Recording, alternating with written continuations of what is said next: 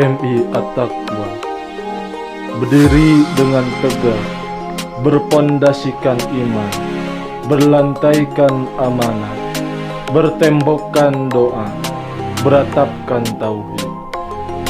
Kami lahir dan hadir dengan visi terwujudnya siswa berpotensi, mandiri, dan berakhlakul karimah, dengan misi pertama, meningkatkan mutu sumber daya manusia, pendidik, dan tenaga kependidikan.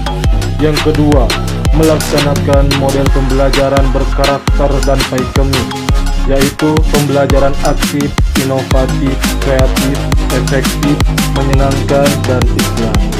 Yang ketiga, membangun dan melengkapi sarana dan prasarana yang representatif dengan tujuan pertama, siswa beriman dan bertakwa kepada Allah Subhanahu wa Ta'ala.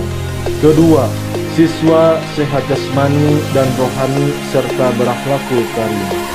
Ketiga, siswa mempunyai kemampuan pengetahuan agama dan umum serta keterampilan untuk melanjutkan ke jenjang sekolah yang lebih tinggi.